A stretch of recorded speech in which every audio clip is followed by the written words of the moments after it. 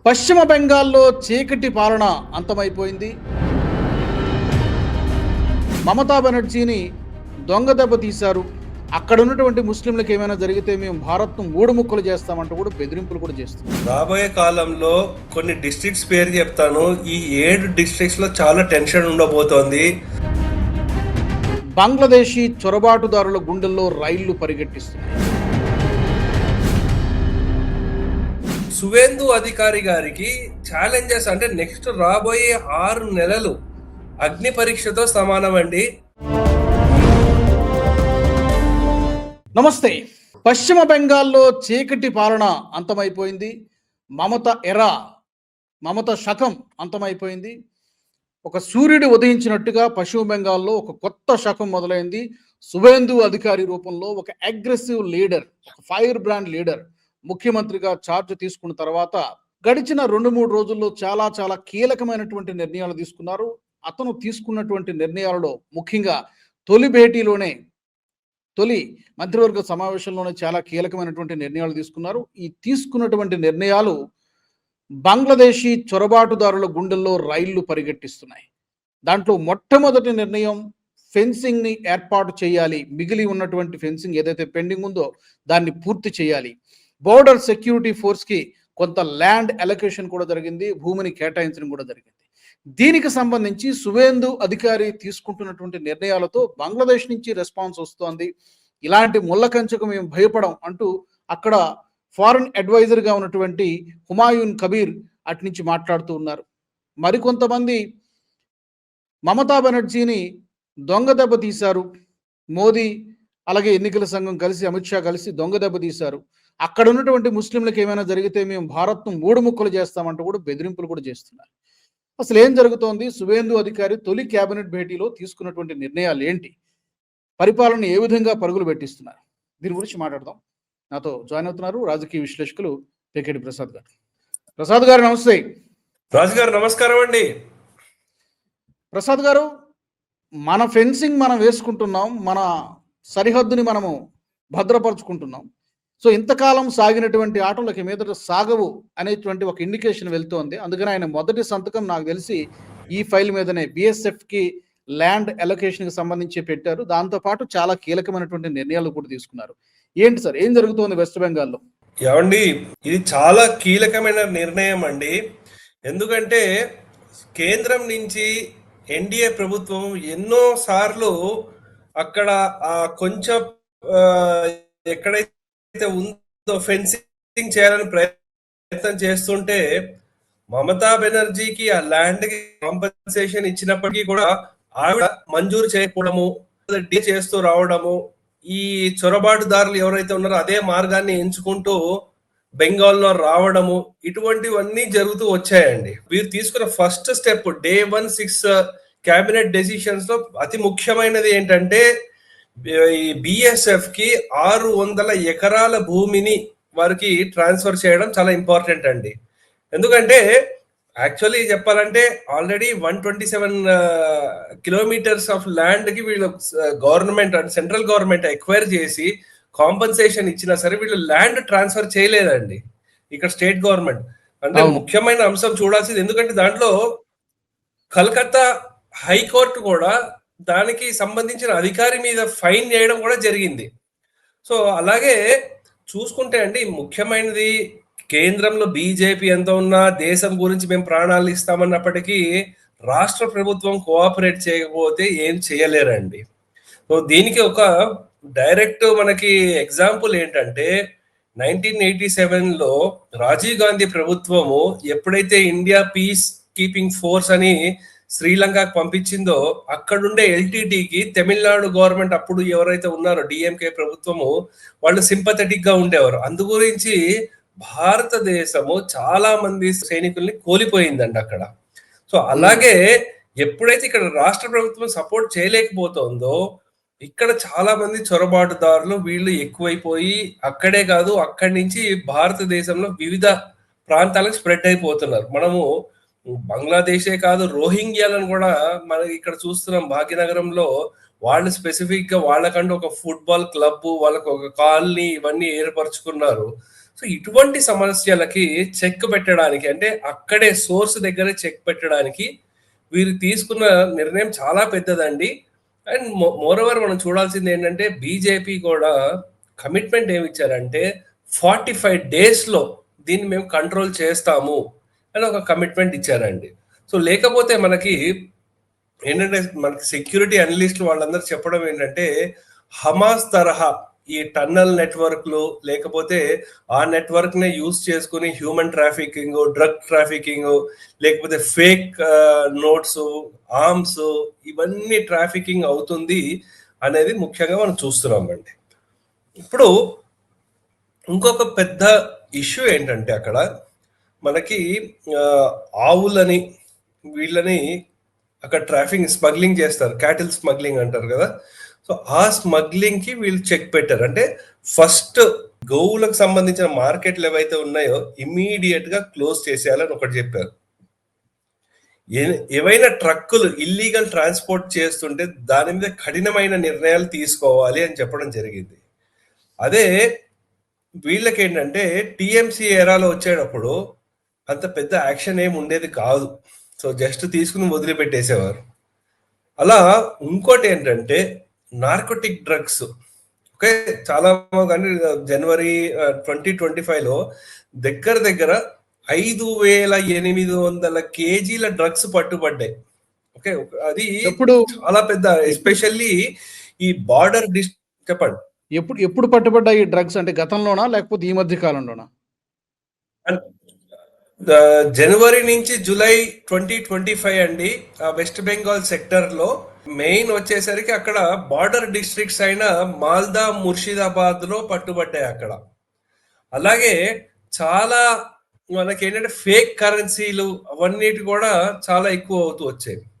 ఇంకొక అంచనా ఏంటంటే చిన్న చిన్న పిల్లలు, అంటే 10 ఏళ్ళు 12 ఏళ్ల పిల్లలు, ఇంకా మనం అక్కడ చూసుకోవాల్సింది ఏంటంటే 30 ఏళ్ళలో ఉండే వాళ్ళని ఇల్లీగల్లీ ట్రాన్స్ఫర్ చేసేసి వాళ్ళని ప్రాస్టిట్యూషన్స్ లో, రెడ్ లైట్ ఏరియాస్ లో వాళ్ళని పంపించే ఇవి జరుగుతూ వచ్చేది. బెంగాల్లో యాక్చువల్లీ సోనాగచ్చి అనేది పెద్ద రెడ్ లైట్ ఏరియా డిస్ట్రిక్ట్ అండి. అక్కడ దాంట్లోనే ఇంచుమించు 10,000 మంది బంగ్లాదేశీ స్త్రీలు ఉన్నారు అని ఒక అంచనా. సో ఇటువంటి వాటి మీద కూడా చాలా కఠినమైన నిర్ణయాలు తీసుకోవాలి అని ఇంకొక నిర్ణయం తీసుకున్నారు. ఇంకోటి మనకి అక్కడ ఏంటంటే కట్ మనీ అంటారు అనమాట. ఏమున్నా సరే కట్ మనీయే. అంటే ప్రతి చిన్న చిన్న వ్యాపారస్తులు ఉన్నారు అనుకోండి, సపోజ్ ఇప్పుడు పానీపూరి వాళ్ళు ఉన్నారు, వాళ్ళ దగ్గర కూడా నెలకి 2,000 3,000 కట్ మనీ అనమాట. అంటే అక్కడ ఉండే ఆ డివిజన్ లో ఉండే టిఎంసి కార్యకర్తలకు వాళ్ళు డబ్బులు ఇవ్వాలన్నమాట. ఈ కట్ మనీ కల్చర్ మీద లంచాలు, అంటే వాళ్ళు పెట్టుకున్నందుకు వాళ్ళకి ఇవ్వాల్సిందే ఆ కట్ మనీ కల్చర్, సిండికేట్ అనమాట. సో అందు గురించి ఏంటంటే దాని మీద మీరు ఇంకెవ్వరికి ఇవ్వక్కర్లేదు, ఇటువంటి కట్ మనీ కల్చర్ ఉండక్కర్లేదు అని చెప్పడం జరిగింది.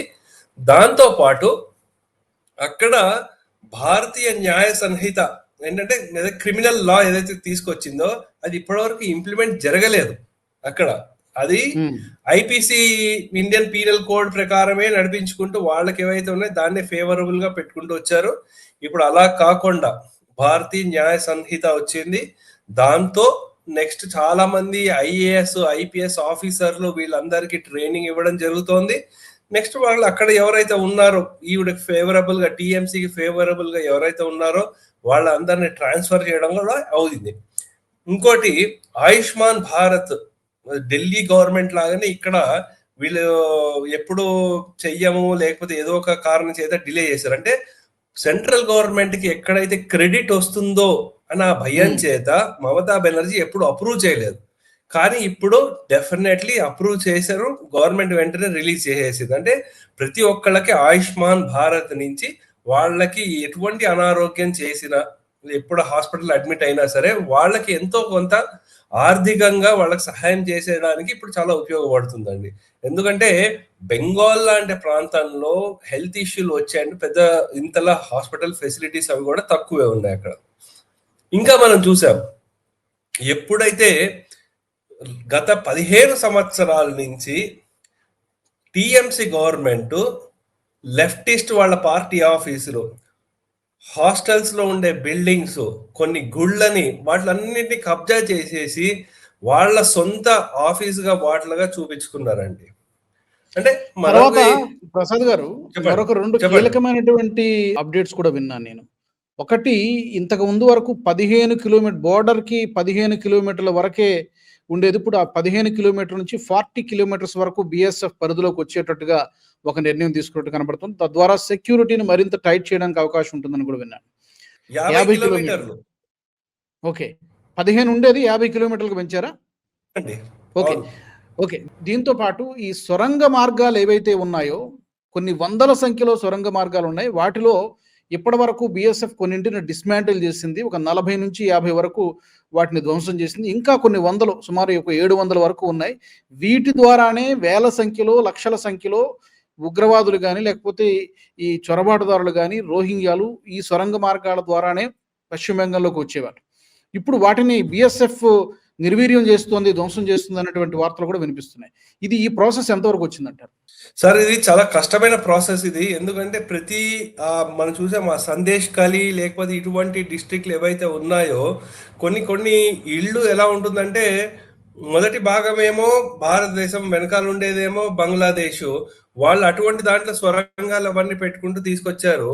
సో అందు గురించి ఇవి ఏంటంటే చాలా టైం పడుతుంది. కానీ ఎప్పుడైతే మన వాళ్ళు అక్కడ చాలా కఠినంగా ఉన్నారో వాళ్ళు రావడానికి కూడా జంకుతారండి. వాళ్ళు అంత ఈజీగా రారు.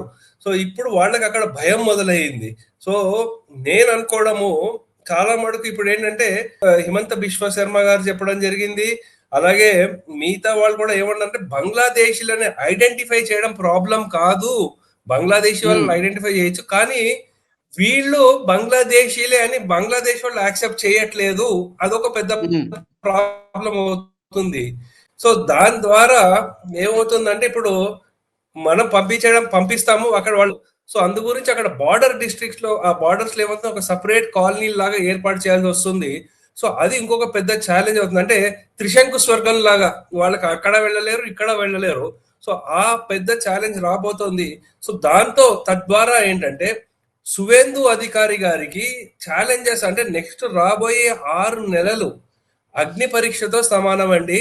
ఆయన ఈ రోల్లో సక్సెస్ఫుల్ అవ్వాలంటే కంపల్సరీ ఆయనలో యోగి రావాలి, ఆయనలో హిమంత బిశ్వ శర్మ రావాలి, ఇంకా అలాగే అమిత్ షా, వీళ్ళ ముగ్గురు ఒక ఆయనలోనే ఉండి వర్క్ చేస్తేనే అక్కడ సక్సెస్ఫుల్ అవ్వగలుగుతారు. లేకపోతే చాలా ఛాలెంజెస్ ని ఎదుర్కోవాల్సి వస్తుందండి అక్కడ. ఎందుకంటే మమతా బెనర్జీ ఊరుకోదు ఆవిడ. ఏదో ఒకటి ఇలా రెచ్చగొట్టే పనులు చేస్తూనే ఉంటారు అక్కడ. కానీ ప్రసాద్ గారు, మీరు అన్నట్టుగా ఇప్పుడు వీళ్ళు మా పౌరులు అని చెప్పి వాళ్ళు యాక్సెప్ట్ చేయకపోతే, ఆల్రెడీ గతంలో అఖ్తర్ హుస్సేని మాట్లాడాడు. అప్పటికి ఇంకా రిజల్ట్ రాకముందే, ఎగ్జిట్ పోల్స్ వచ్చినప్పుడే అక్కడ బీజేపీ ప్రభుత్వం రాబోతోంది కాబట్టి మనకు శరణార్థులు తాకిడి ఎక్కువ ఉండొచ్చు, మరి దీన్ని ఎలా అడ్రస్ చేయాలని చెప్పి పార్లమెంట్లోనే అఖ్తర్ హుస్సేని మాట్లాడాడు. తాజాగా హుమాయూన్ కబీర్ ఏదో రెచ్చగొట్టేటట్టుగా మాట్లాడుతున్నాడు. ఈ ముళ్ళ కంచెలు మమ్మల్ని ఏమి ఆపలేవు, లేకపోతే భయపెట్టలేవు, భయపడమని చెప్పి మాట్లాడుతున్నాడు. ఇప్పుడు వాళ్ళు యాక్సెప్ట్ చేయకపోతే మనం ఎలాగో పంపించడానికి సిద్ధంగా ఉన్నాం. పరిస్థితి ఏంటి? వాళ్ళు అంటే ఎక్కడికి వెళ్ళారనేది అఫ్కోర్స్ మన పరిధికి సంబంధించినటువంటి విషయం కాదు. ఎందుకంటే కన్సర్న్ ఏంటంటే బెంగాల్ నుంచి ఇతర బీజేపీ ఇతర రాష్ట్రాలు, అంటే ఫర్ ఎగ్జాంపుల్ కర్ణాటక, తెలంగాణ, కేరళ, ఎక్కడైతే బీజేపీ రూలింగ్ లో లేదో ఆ స్టేట్స్ కి వెళ్ళిపోతున్నారు అనేటువంటి టాక్ కూడా వినబడుతోంది దొంగతనంగా. అది పెద్ద సమస్య అండి. ఎందుకంటే నేను కొన్ని రోజులు కర్ణాటకలో ఉన్నాను. అక్కడ చాలా మంది బంగ్లాదేశీలు వాళ్ళ మాట బట్టే తెలిసిపోతుంది వాళ్ళు వేరే దేశస్తులని. సో మనకి సమస్య ఉంటుంది.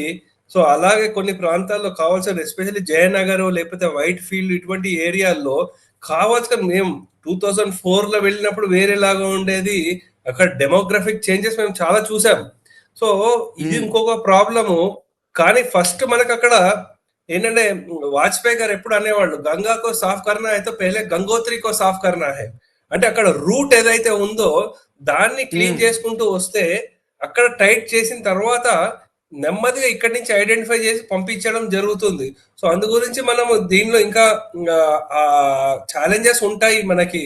ఇప్పుడే గవర్నమెంట్ వచ్చింది కాబట్టి నేను అనుకోవడం మినిమం 2 to 3 years టైం పడుతుంది. ఫస్ట్ వాళ్ళు అక్కడి నుంచి ఇక్కడ రావడం అయితే తగ్గుతుందని నేను అనుకుంటున్నాను రాజు గారు. కరెక్ట్. ప్రక్షాళన చేయడానికి మనము వితిన్ డేస్ లోనే, ఇది 15 సంవత్సరాలుగా పేరుకుపోయినటువంటి, 15 కాదు ఇంకా అంతకు ముందు నుంచి కూడా ఇది జరుగుతోంది.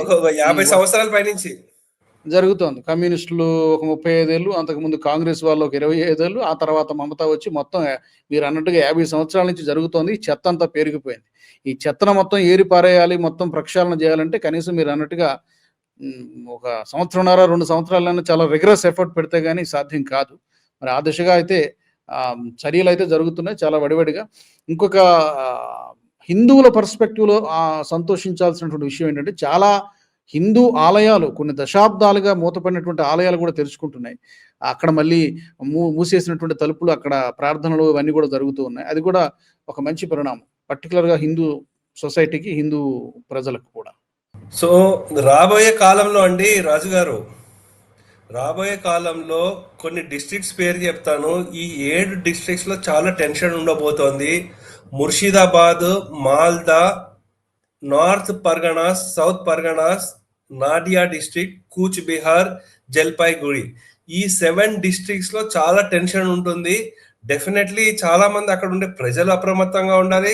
మన రక్షణ దళాలు కూడా ఎవరైతే ఉన్నారో వాళ్ళు చాలా అప్రమత్తంగా ఉండాల్సిన అవసరం చాలా ఉంటుందండి. టెన్షన్ అంటే ఏంటి? ఏ విధమైన మీరు చెప్పారంటే టీఎంసీ అంటే వాళ్ళ ఎమ్మెల్యేలు కూడా ఉన్నారనుకోండి.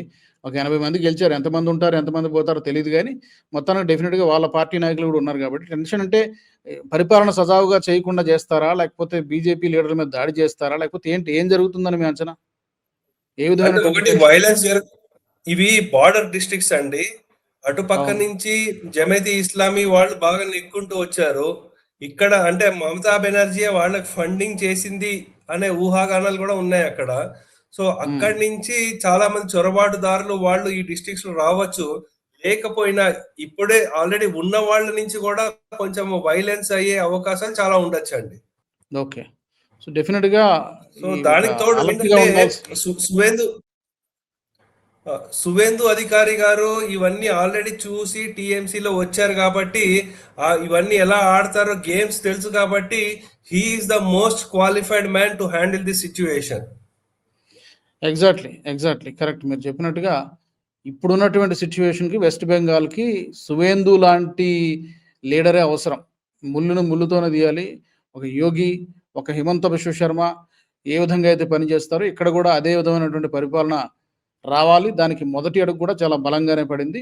ఇది రాబోయే రోజుల్లో మరింత అగ్రెసివ్‌గా ఉండాలని మనం కోరుకుందాం. నేషనల్ సెక్యూరిటీ ఫస్ట్ టార్గెట్ కాబట్టి దానికి అనుగుణంగా చర్యలు తీసుకుంటారని మనము భావిద్దాం. Thank you very much Prasad గారు. ధన్యవాదాలు. ఓకే, నమస్కారం.